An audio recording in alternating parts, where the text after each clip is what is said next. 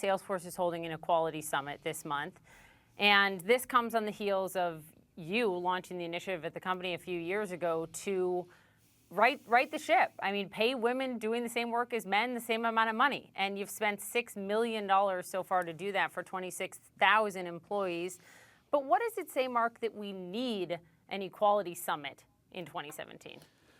Well, I think this is really the key, which is that we all are witnessing that artificial intelligence, robotics, autonomous vehicles, nanotechnologies, and we see how those things are altering our society, but we have to ask ourselves a question, which is, are we creating more equality in the world through these technologies, or are we creating more inequality? Are we creating a world that is more united or a world that's more divided? I mean, are you worried in the back of your head that some of these advancements in technology, while so good for society in so many ways, could hurt us on the equality front?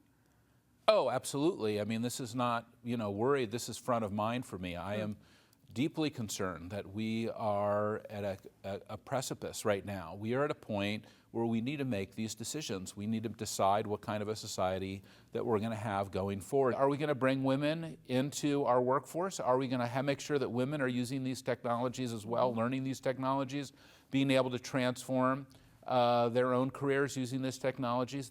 That's on our mind here at Dreamforce. When we sat down years ago in San Francisco and talked about this initial push to right the ship on salaries, you've done it once, now you've done it twice. Again, you've spent $6 million to do this. Are you done? Well, first of all, let's get it right out there. There's no finish line when it comes to equality. That's number one. Now let's talk about where we are going forward. You look at just pay equality, and we know that in the world we're paying men and women very differently. The World Economic Forum says it will be more than 200 years before men and women are paid the same for the same work. Women are treated differently in Hollywood. We all understand that multidimensionally.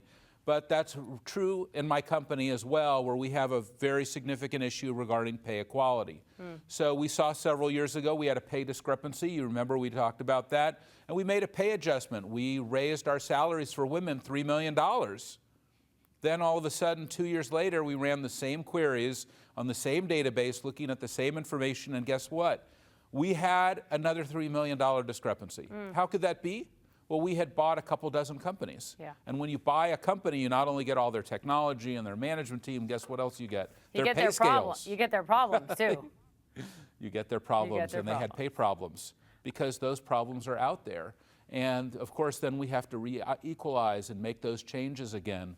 And that's where we are. There's no finish line when it comes to equality, exactly like I said. So on my mind, on this one issue, do we have enough women on our board of directors? Do we have enough women in our management team? Do we have enough women in middle management? The answer is generally no, we don't. And are we paying men and women the same?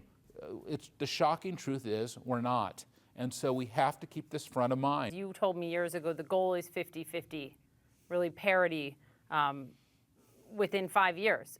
Here's where you are now. That's right. Gender overall at the company, 70% men, 30% women. Leadership, 80% men, 20% women.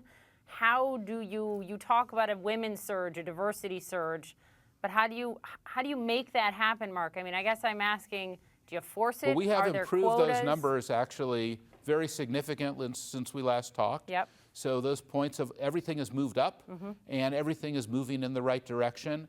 And we have all kinds of creative new ways that we found to start focusing on and improving those things. That is something, unfortunately, is really born through our whole industry. And but we wear that, and we recognize we need to make sure that we're constantly making those improvements and changes. And I think it's empirical that we are. This all also ties into the moment of reckoning when it comes to sexism, sexual harassment, sexual assault in Silicon Valley right now. How do you see this, Marc? I see this right in the gender equality zone as well. I think this is 100% part of the same issue, which is that when the scales of power tip too heavily, you get some of this outrageous behavior. So it's actually two sides of the same coin. That's why these things are so important. It's the tone from the top.